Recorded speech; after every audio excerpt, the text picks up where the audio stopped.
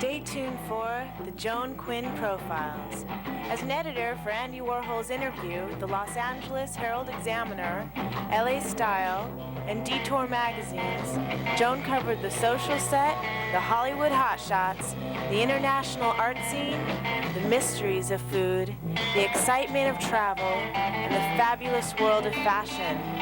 Joan continues to find creative people on the cutting edge who make things happen. Here's Joan Agajanian Quinn. Hi, I'm Joan Quinn, and welcome to the Joan Quinn Profiles. Waiting to be profiled is author Charles Fleming and writer Nuria Domenech. Author Charles Fleming was born and raised in Los Angeles. I met him when we were working at the LA Herald-Examiner. He's also written for the entertainment field for Newsweek, LA Weekly, Variety, and you were a columnist for the internet. What else did you do? Many, many publications of freelance writing. Then all of a sudden, Charles, you started writing novels. You did After Havana and The Ivory Coast. But prior to that, you were just writing books that were getting awards. How did you start writing books?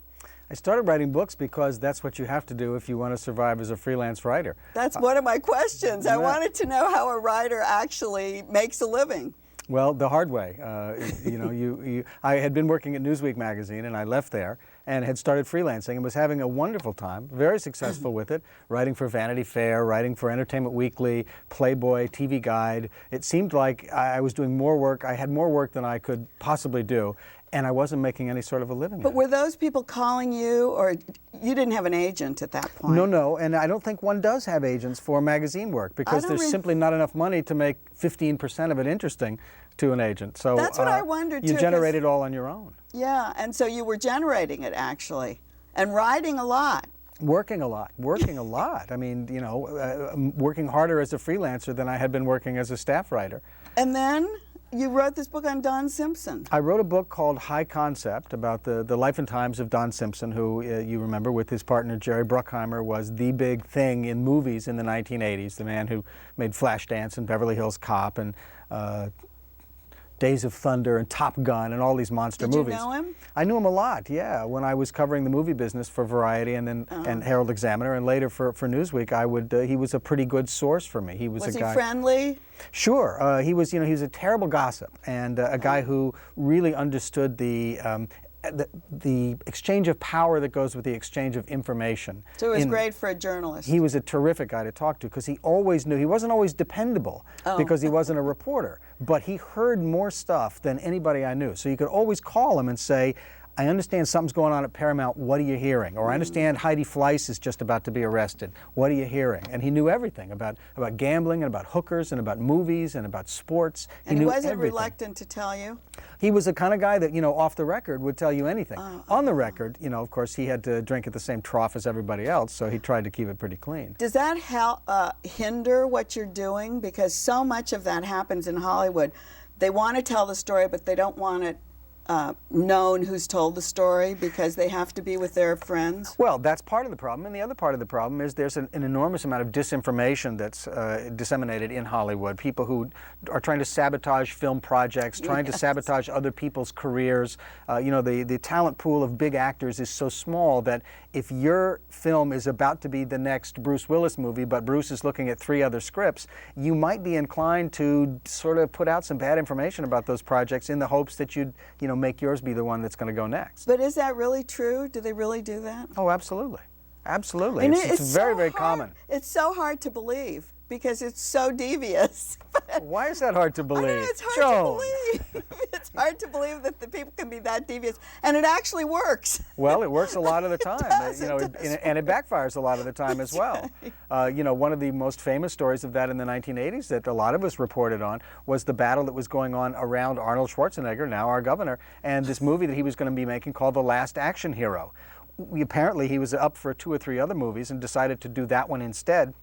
And as soon as he made the decision, all this bad information started coming out. The Last Action Hero, it's over budget, the script is no good, William Goldman. And a lot of that information was coming from rivals who had other projects going, who thought, well, if we can sync this one, maybe he'll come over to Warner Brothers and do mine, or maybe he'll come to Paramount and do ours. Yeah. I see. So it's like not nasty knifing, but it's knifing. It's knifing in the money standpoint. It's just another way of doing business. So you wrote this book about Don. I wrote a book about Don. Did he help you with it? Well, no, because he had died, you see. I didn't know if you had started before he died. No, I had known him quite a bit, and I had reams and reams and reams of notes, stuff that I did with him, conversations we had, things that he told me. And then, you know, he died at the age of 52 quite suddenly.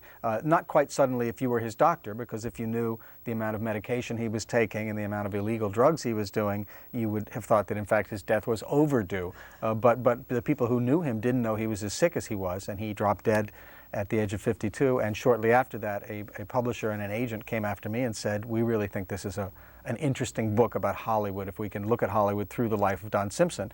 And that's the book that turned out to be High Concept. So that was your first book? First book. And then you went on with The Goomba Guide? That came a little bit later. Actually, The Ivory Coast was the one that came next. Oh, you mean a novel came next? The novel came next. The novel was supposed to be, actually, it was supposed to be a nonfiction book. Can you hold it up for her? Sure. Can you see that? Oh, it looks really great. Hold it there. It looks great against your shirt.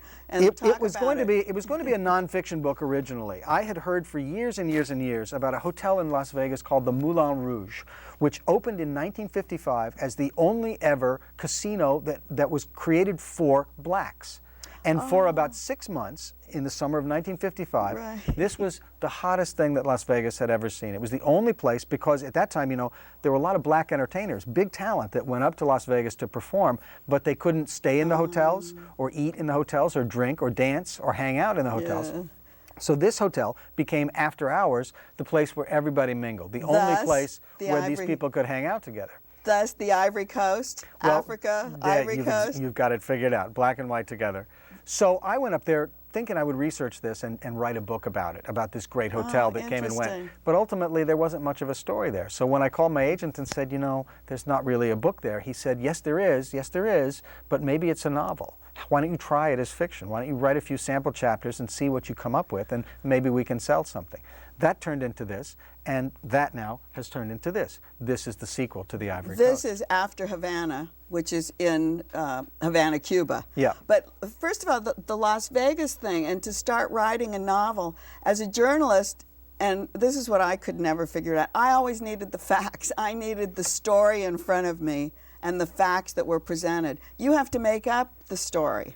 Well, you sort of do it backwards, you know. When you're reporting a story for a magazine or a newspaper, the first thing you do is go and find out, okay, what do we know? Exactly. What do we know? Or you're at the scene of the crime and you write it. You start finding out exactly what are the facts, what are the known facts. With a novel, what I did was sort of the other way around. I started to create some characters, started to have them interact with each other. Were they real people? No.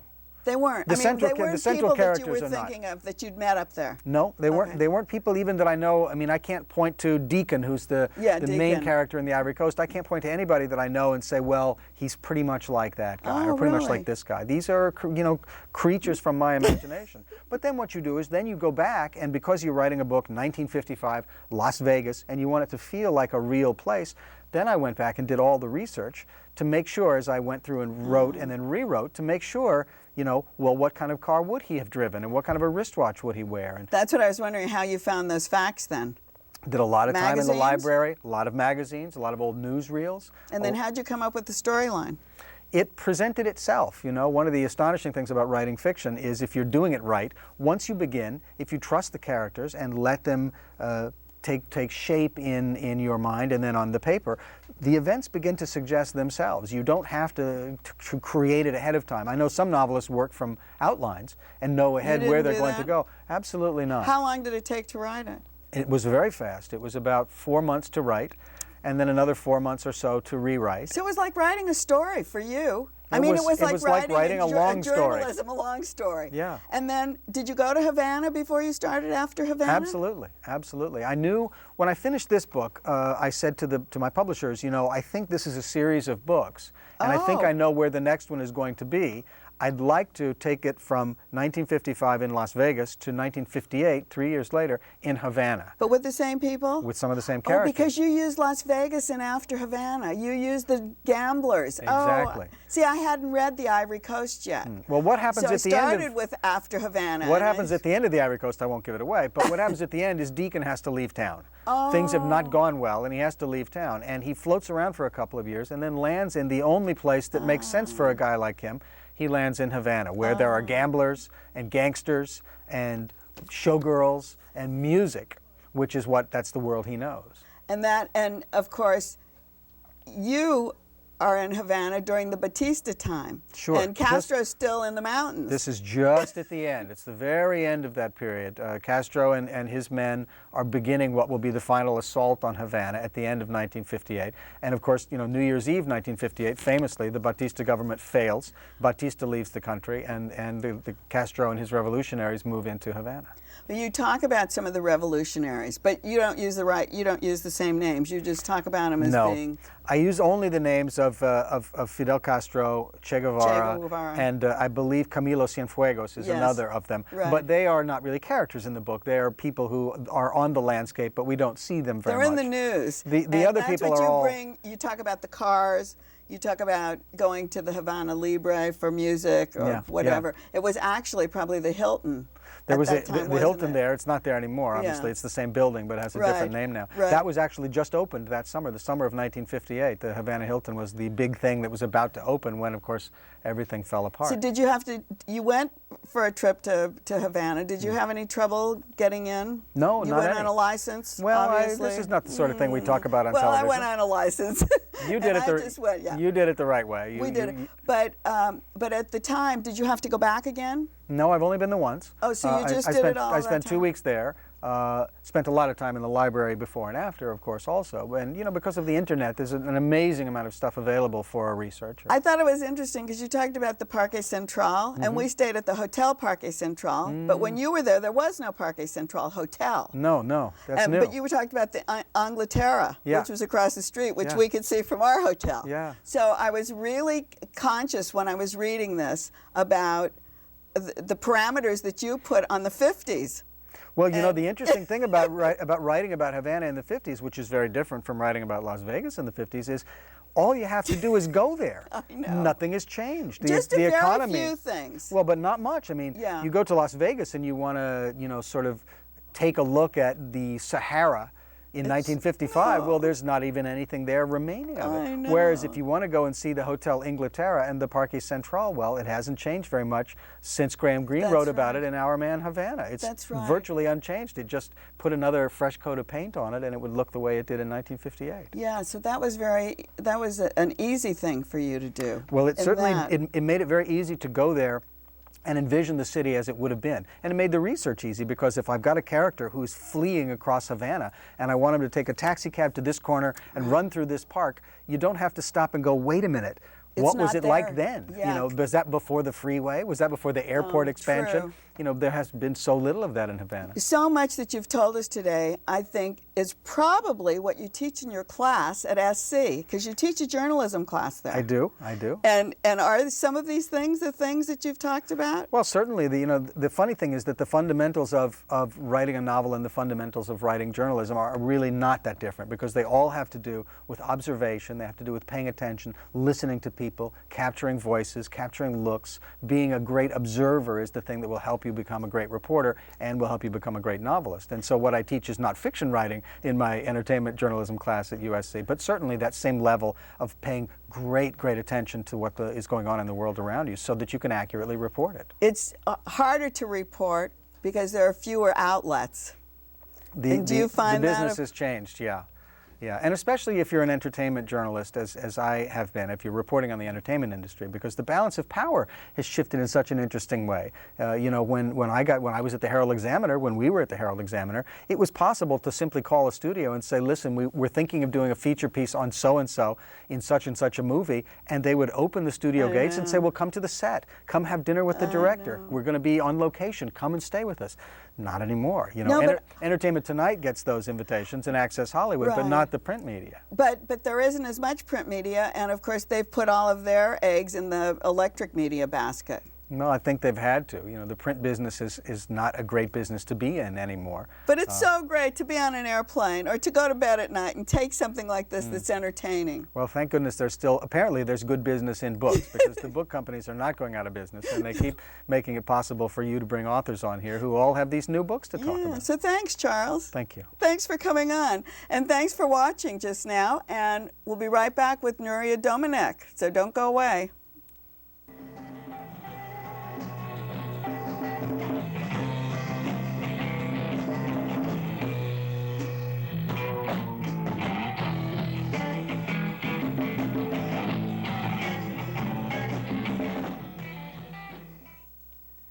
Hi, welcome back. I'm Joan Quinn, and you're watching the Joan Quinn Profiles.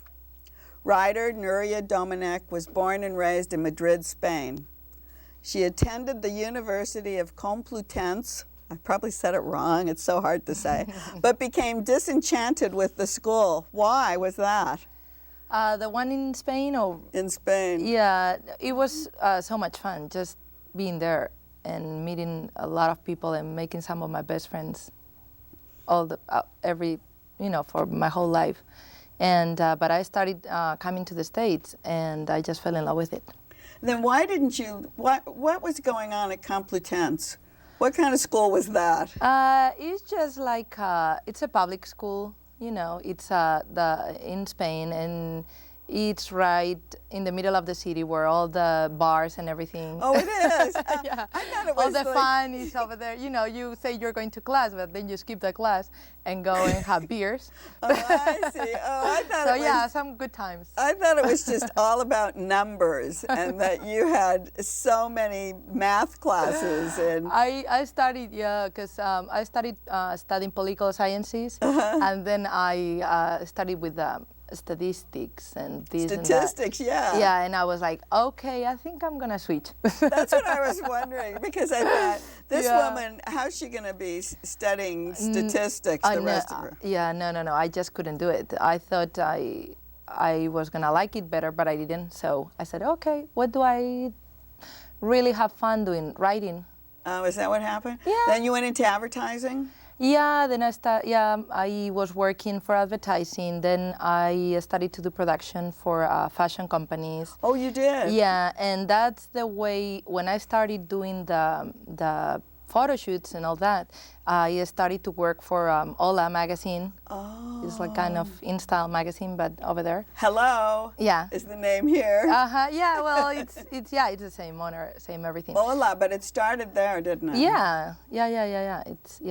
And so I started working for him. I started to come here doing some photo shoots, and then I found out that I could start writing the interviews, and one thing led to another. Is that how you got started with the Hola? Yeah. And we used to laugh, because I remember when Hola started, and we said all the people who write for Hola always have an attaché full of cash money, and they would bring it here. I wish.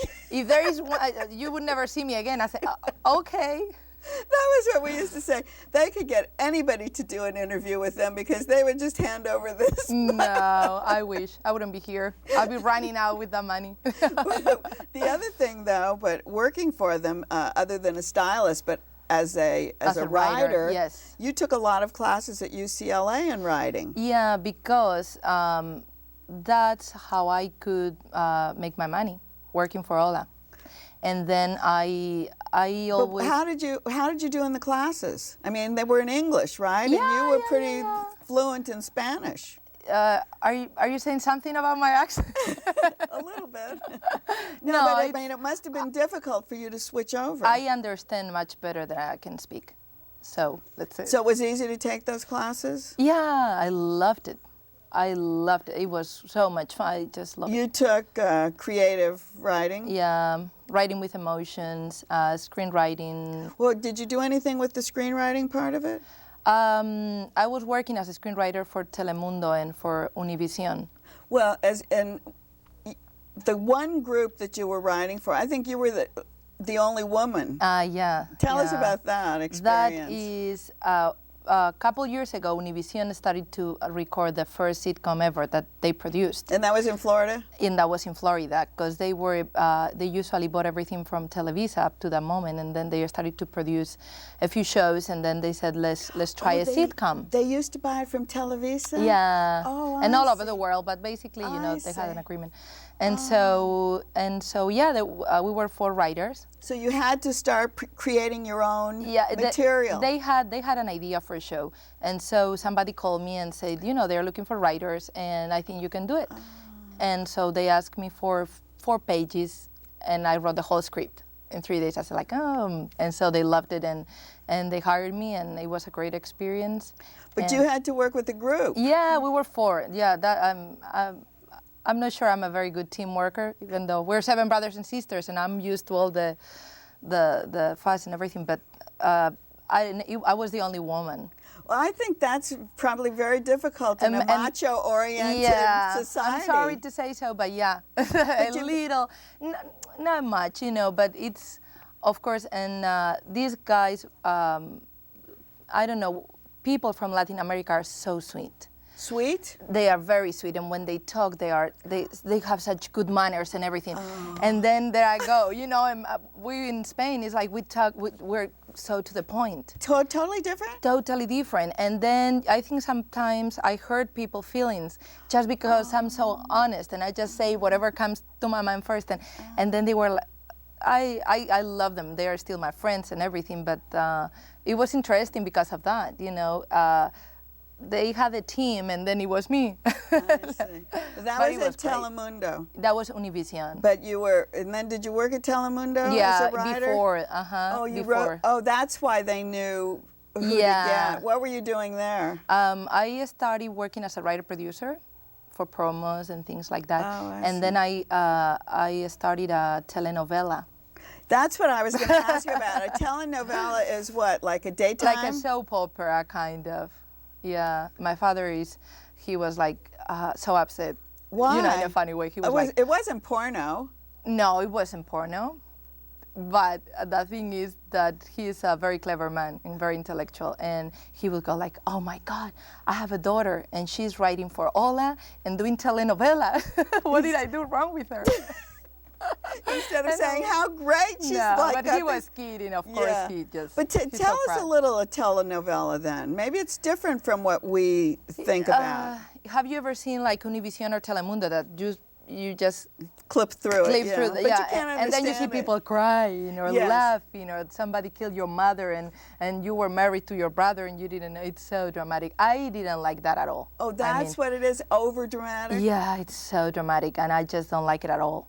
But it has great audiences. I know. And is it because of the drama? I guess so. I mean, do they associate it with themselves? Yeah, probably. Yeah, but I'm not sure because I don't like it. I don't like it. I don't understand how people like it. Because I had to eat. But how did you come up? And I can eat. You like to wear clothes. But how did you come up with those ideas? Because it's, as a writer, that's part of your job, It's not sometimes when I write what I like to write, then I write songs. I love writing songs. That's my favorite. Right. You're a songwriter and I love poetry, and that it comes from your heart. But if you're working for a company and they say you gotta write about a soap opera and you're happy with your job, you just go ahead and do it. And you can do it. Yeah. What about Estamos Unidos? Estamos Unidos. Yeah, that was the show I was writing for Univision. That was the one? Yeah. And that was about the United States? It was about a family. It was a sitcom about a family a Latin family living in the States, and yeah, it's all the, Was it comedy? Yeah. It was very fun to write. So did you like that better than the that drama? is soap opera, absolutely. Yeah. Then when did the music come in? Because who is it? Emmanuel? Luis Miguel. Luis Miguel. Yeah. Now, you worked with Luis yeah, Miguel. but that was that's a whole different story. I was friends with somebody working for him, and they needed somebody to speak both languages. Oh. And sound so fluent in English. Yes. They said I was the one. But you wrote some songs that... not for Luis Miguel, Not for for other him. people. No. Yeah. Imosol, what's his name? Imanol. Imanol. Yeah. Imanol, that's a singer in Mexico, and then But Pedro is he the Fernandez. son? Imanol, is he the son of a famous singer? No. Oh, he's not. No. It's all different stories. Ah. Yeah. So what kind of, was he a young boy? Imanol? Yeah. He's still singing in Mexico. And then this other singer, Pedro Fernandez, I wrote a song for him too. And writing songs is so beautiful. It is just so difficult to get to the artist right now. Oh, because is it? everybody writes. And they already know that's where the money is. So every single writer would write his name or her name beside the real author. And like everybody in the whole world wants a part of it, and so it is so difficult. There are so many incredible songs that should be out there, and they are just, hidden in somebody's door just because they are not going to make money on it. Or how do they get to the singer then? How would you do it? You With write a lot great of luck. song. Yeah, that's what I was going to say. Do you need an agent? Do you need to know somebody? What you is need it? to know somebody, and you need to know the artist. That's the best way to do it. Otherwise, it's really difficult. And thank God, I just love writing so much that I can write so many other stuff. But I have so many friends who are so talented, really. And you hear these wonderful songs and these beautiful lyrics, and then you turn on the radio and you listen to so many things that are not that good. You know what I mean? I see. Yeah. But then If you business. we've been talking to writers the last several shows. Could you write a novel? I don't know, but probably I will try. I've been trying every single field. Because you love to write. I love writing. Yeah, I actually am writing a book right now, but about fitness and nutrition. Yeah, but Hello? that's not. That's so not me. I think that's easier. Yeah, because you have facts to deal with. Yeah, I have, and it's a personal fitness trainer, a friend of mine, and he was offered to write the book. And in Spanish? Yeah, and he doesn't like writing, of course, and so we're doing it together, and I'm getting a lot of insights now, and I have to start exercising. Exercising is a different thing. Writing a novel is a different thing. Yeah, I know, but I was thinking I'm writing a book right now. Yeah. Yeah, so maybe I can write a novel. Well, we're going to see. Maybe you can write a novel. I don't think I could ever write a novel, but I'm glad you were with us, Nuria. Oh, sure. Thank you for inviting me. Yeah, I'm glad you were here, and we'll look at Ola, because you're still writing for Ola. Oh, yeah, that I do that all the time. Good. That's fun. Thanks for being with us on the Joan Quinn Profiles. We'll see you next time. Keep writing to 777 South Figueroa, 44th floor, Los Angeles 90017. See ya.